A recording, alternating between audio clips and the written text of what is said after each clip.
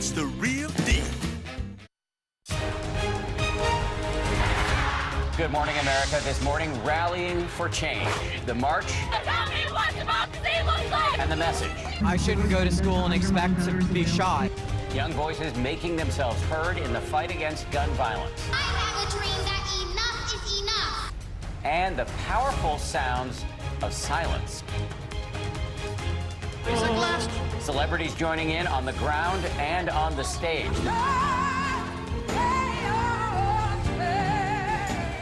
The big question this morning, will this national movement bring real change? Breaking her silence. Stormy Daniels ready to give details about her alleged affair with Donald Trump. It is time to come clean. The adult film star's attorney's mysterious tweet showing a DVD. What could be on it? And how damaging will tonight's interview be for the Trump presidency? The mystery in Mexico, the investigation into what killed a family of 4 on vacation in Mexico. Officials combing through their condo, making a ruling now on the cause of death. But is that ruling raising more questions than answers? And living the dream, Loyola Chicago rambling on. The Cinderella team reaching the Final Four. Sister Jean cheering them on. So here we come, San Antonio. Be careful, the Ramblers are on their way. Ready for the next fairy tale ending. Live from ABC News in New York, this is Good Morning America. Hey, good morning. Paula's off on this morning. A well-deserved day off for Paula. Yes. Very happy, though, to have Adrian Bankert on the desk this morning. Thank you, and sir. Look at this incredible moment overnight. Here Yes, it is. a moment to smile. That's the coach of the Loyola Chicago Ramblers striding into the locker room after the big win. His players erupting in celebration. ESPN's Tony Reali will be here soon to talk about the team's chances as they head into the Final Four. Yeah, mellow scene there. But we are going to start here with the March for Our Lives. And here's the big question on this morning after. What next? After all the dramatic speeches by the young survivors of gun violence, after all the celebrity appearances, after all the marches across the country and the world, can this movement produce any real change? There's no question the images were searing. This little boy in New York City holding a sign that reads, "I can't even bring peanut butter to school." And in Montgomery, Alabama, a little girl asks, "Am I next?" They're calling this the largest youth-led protest since the Vietnam War era. But these young activists are taking a stand in a country that is deeply divided over guns. We have team coverage this morning. Martha Raddatz is standing by, but we start with ABC's David Wright, who was on the front lines in Washington, D.C. David, good morning. Good morning, Adrian and Dan. The huge crowds have now moved on, and the question is, can this powerful moment become a movement? That's now up to the lawmakers and to the voters in the midterms. This is what democracy looks like. Tell me what democracy looks like! I shouldn't go to school and expect to be shot. The legislators obviously aren't doing anything. Pennsylvania Avenue packed from the doorstep of the U.S. Capitol almost to the doorstep of the White House.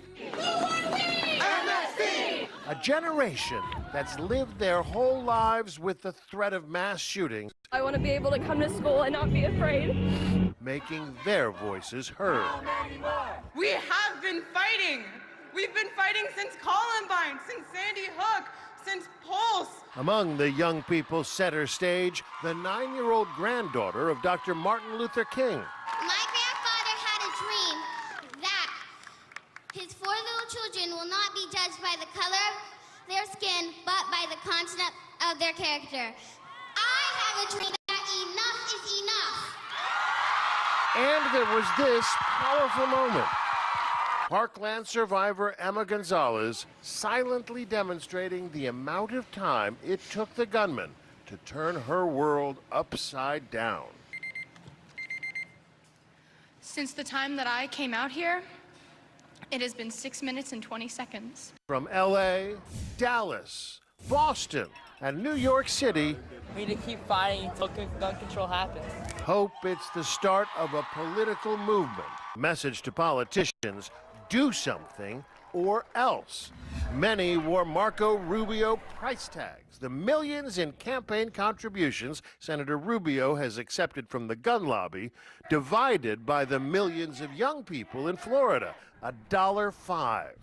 Rubio issued a statement saying, in part, "I respect their views and recognize that many Americans support certain gun bans. However, many other Americans do not support a gun ban." Some gun rights supporters held counter-protests Saturday. We know that one of the unsafest places in the world are gun-free zones. These school shootings continue to happen in gun-free zones over and over and over. But that's not how it seems to 17-year-old Susanna Barna, a photographer for the Eagle Eye, the Stoneman Douglas High School newspaper.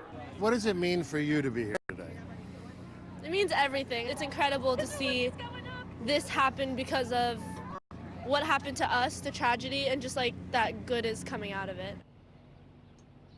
You really did get the sense out here that this was a coming-of-age rally. A lot of the young people participating, not even old enough to vote, but that isn't stopping them. In fact, you get the sense they're just getting started.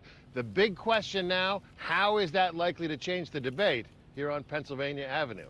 Dan and Adrian? And it's important to remember this is only a month after that dreadful school shooting. David, thank you so much. And they will be able to vote soon. That's true, in a very short time. The young survivors were at the center of much of the attention, but there were plenty of celebrities on hand at the marches as well, lending their names, voices, and checkbooks to the cause. Stars from Ariana Grande to George Clooney to Paul McCartney getting involved, and ABC's Kenneth Moten is also in Washington this morning covering that angle for us. Kenneth, good morning to you. Good morning, Dan and Adrian. No doubt the stars of this movement are the students, but to keep this fight in the spotlight, to keep the momentum, they'll likely need the support and the financial backing of those famous voices.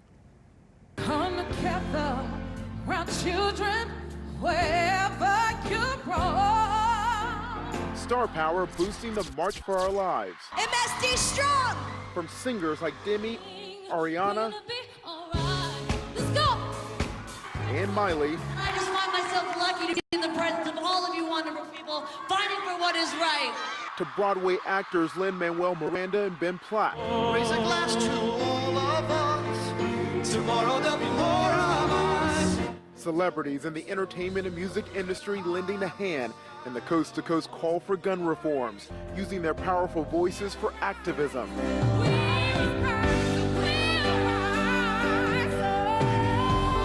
In Los Angeles, The NRA has to go! This is an issue that affects us across the board, not just in classrooms, but within our own communities. We need to come to some understanding that human lives are more important than gun sales. in D.C., spotted standing with hundreds of thousands of marchers, George Clooney and his wife, humanitarian lawyer Amal Clooney, the couple donating $500,000 to the cause. And in New York, Paul McCartney honoring John Lennon. One of my best friends was killed in gun violence right around here.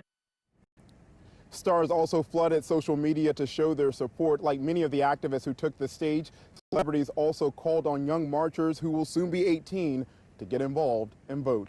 Dan and Adrian. Paul McCartney making a poignant reference to his friend John Lennon, who was shot in Central Park right near that march. Kenneth Moten, thank you very much. We appreciate it. We're going to turn now to the next story that is likely to dominate our political discussion in the era of Trump, Stormy Daniels. Tonight's the night for her big interview with 60 Minutes, in which she will apparently discuss her alleged affair with Trump, but speaking publicly may violate the terms of her non-disclosure agreement.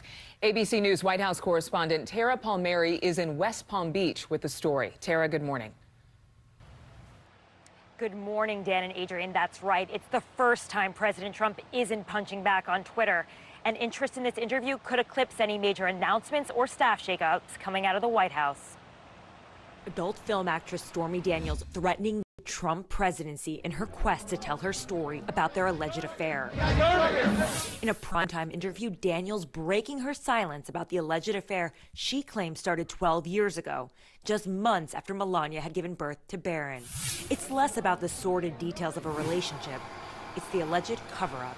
It is time to come clean. President Trump's personal lawyer Michael Cohen acknowledges forming a Delaware-based shell company to pay Daniels $130,000 in exchange for her silence. Cohen says he was acting as a concerned friend. The money, he says, personal funds from a home equity line. Daniels signed the deal just days before the election.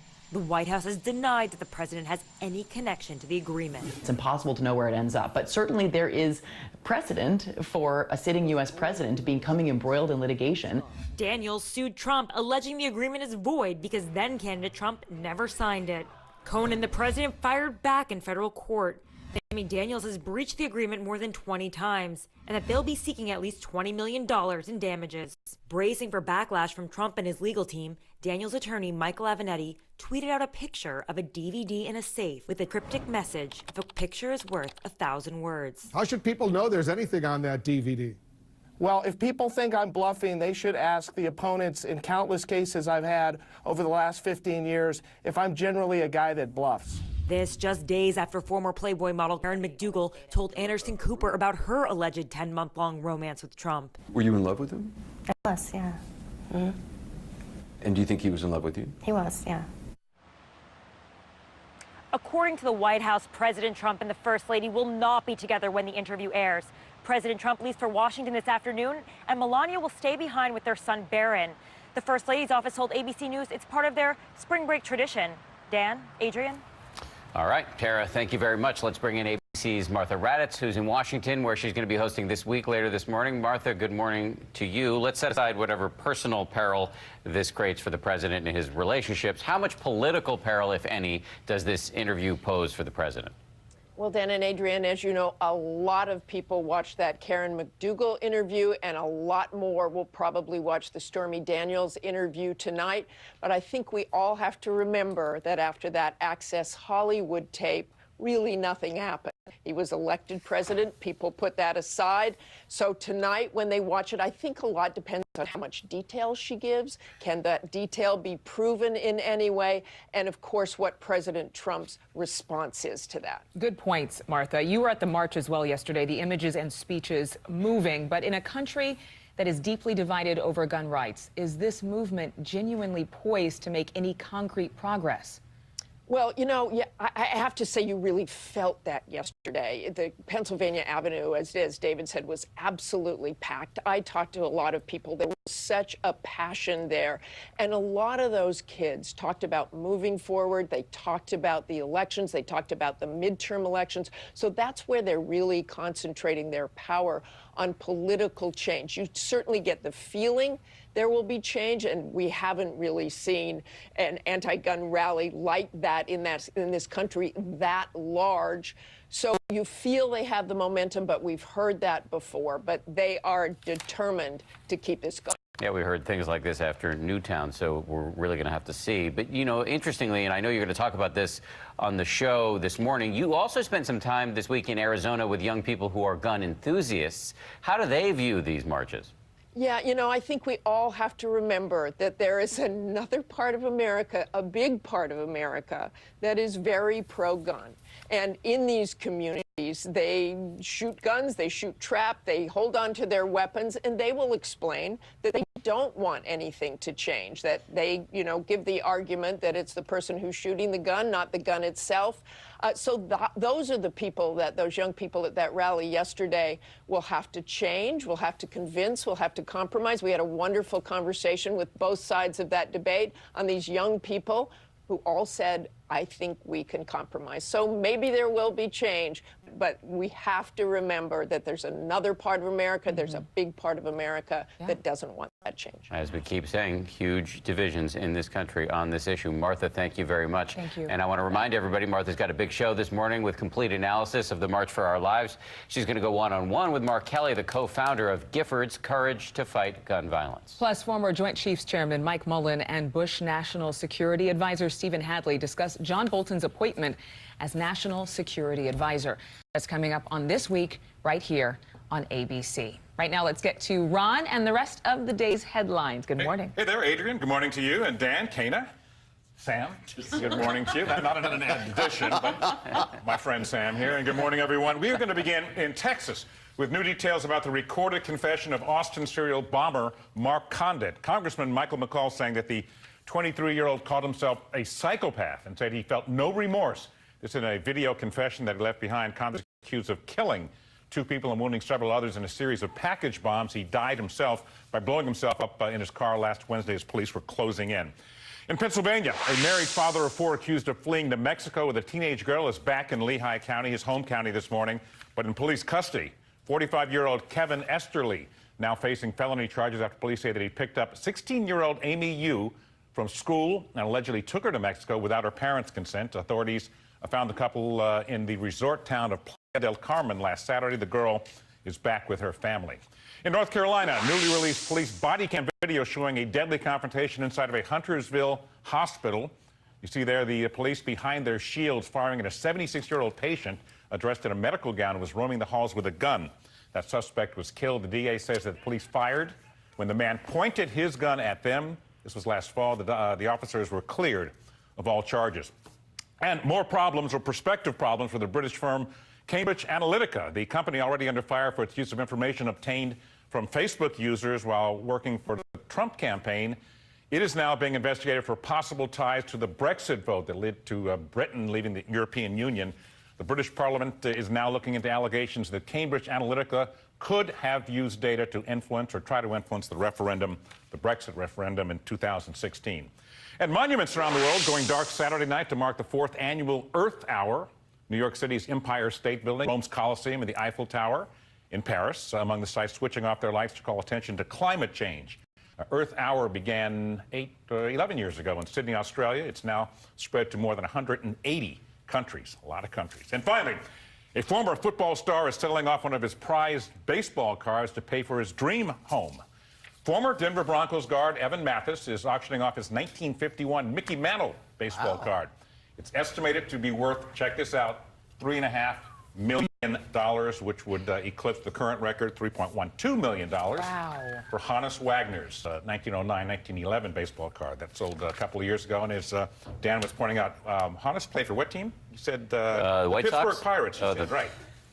Dan was all over. Dan is the consummate sports expert. That's right, the Pirates. There, you're telling me time to change the subject. Weather. That sounds like something good to talk about. Oh, Sam. is it that time already, Dan? You like to save me.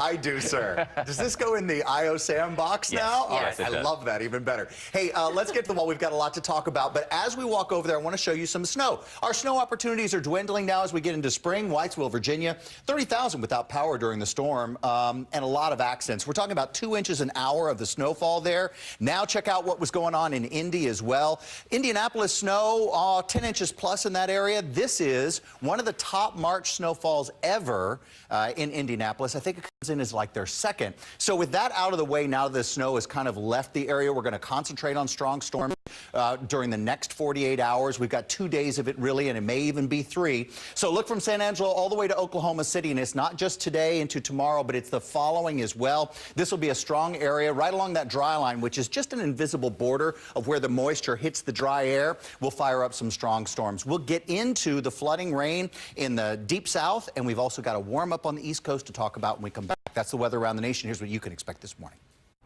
Definitely needing the winter gear this morning. Our feels like temperatures in the 20s across much of the D.C. area, so make sure you bundle up. As we go through the afternoon, a cooler feel compared to yesterday. We have the cherry blossom kickoff ceremony coming tonight. If you're heading downtown, notice a temperature of about 44 degrees by 6 o'clock. Maybe an isolated sprinkle, but the majority of the day is going to be sunny. For the early half of the week, temperature right around 50 degrees for your Monday with sunshine, expecting a warm up by late week. So in the deep south, we do have an area, probably see 4 to 5 inches of rain coming this week, so we've got to get people ready. I saw Miami on that map. 80 what? Yes, in the 81. 80s. That's a hint.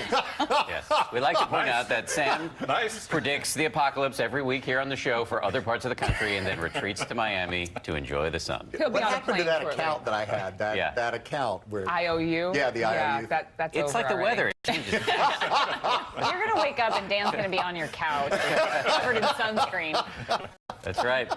Thank you as always, Sam. Thank you all. Now to the story we mentioned at the top of the show. The ultimate Cinderella team is a fairy tale come true for fans. The Loyola Chicago Ramblers trouncing Kansas State overnight, becoming just the fourth 11th seed team to make it to the Final Four. ESPN's Tony Reali is here with all the highlights. Tony, good morning, sir. Good morning, guys. A lot of college basketball fans with a smile on their face this morning. One of those times in sports when you're watching something and it's right before your eyes, and you still don't believe what you're seeing. I give you the 2018 Loyola Chicago Ramblers. On the take, Towns goes. One of the most improbable